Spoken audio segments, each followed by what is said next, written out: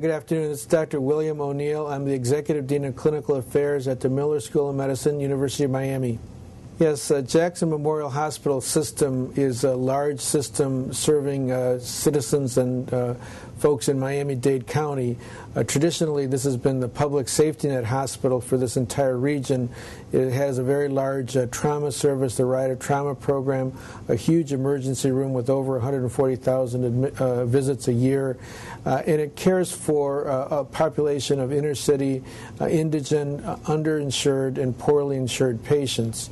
Recently, within the last 6 months, there's just been a catastrophic failure of finances, and the institution now is in jeopardy with deficits projected this year for more than $250 million. Well, as soon as the leaders of Jackson Memorial recognized that they had this huge financial problem, they were forced to come to grips with some very dramatic changes that might have to occur and basically dramatic downsizing.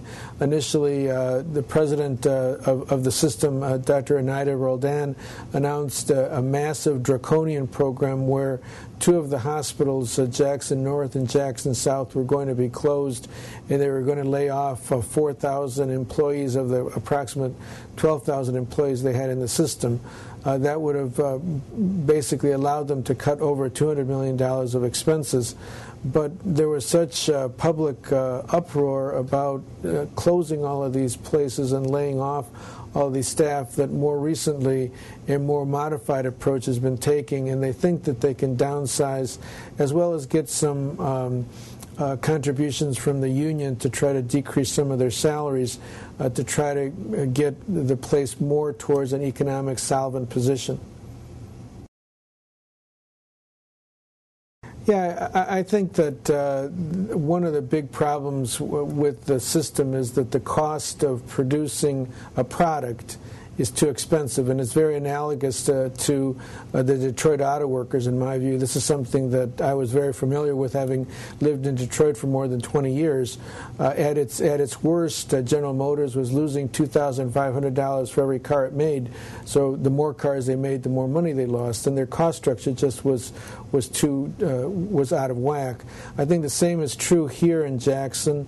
It costs them too much money to care for the patients that they're taking care of.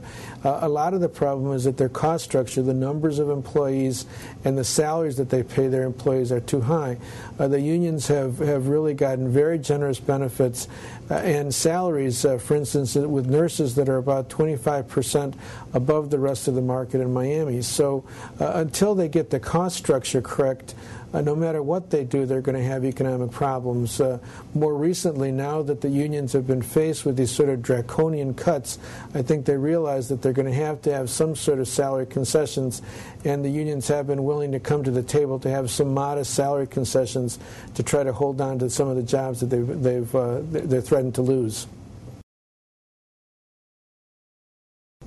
Yeah, the economy of Florida has been very, very hard hit. The prices of housing were hyperinflated until 2005, and so there's been a dramatic deceleration and devaluation of the housing market. There was a huge building boom in central Miami with condos, and now 90% of those are vacant and threatening to go into foreclosure. And the tourist industry, at least the domestic tourist industry, has been hit a lot by the recession. So those three things have really compounded to dramatically decrease sales revenue and taxes. The district itself here in Miami has paid Jackson approximately $300 million a year out of a sales tax and a ad valorem property tax. Both of those have dropped a lot, and as a result, the amount of money that's actually going to the hospital has dramatically decreased. So you've got this combination of a huge increase of unfunded patients at the same time that the tax receipts are going down, and that's really what's created this $250 million hole that the system is faced with right now. Well, they're going to have a looming pension deficit, but that's really not the major issue right now. The major issue is that it's a combination of inflated salaries and really this massive tsunami of indigence that they've had to deal with. The economy has really been very, very hard hit in Miami for the last 2 years, and there are more and more people that are coming to the emergency rooms without having any insurance. The problem here in Miami is compounded because we have such a huge influx of undocumented or illegal immigrants, and when they get ill, they know that the only hospital that will really care for them is the Jackson Health System. So they're seeing in Jackson South, for instance, when the emergency room in Jackson South, 45% of all the patients coming to the emergency room there were indigents or unfunded patients. So it's a combination of a very high salary structure and this huge influx of patients that really didn't have any mechanism of paying for their care. In terms of the health care reform, what could that do? I think in the short term there will be some benefit from health care reform by getting the numbers of people that could be funded or insured increased.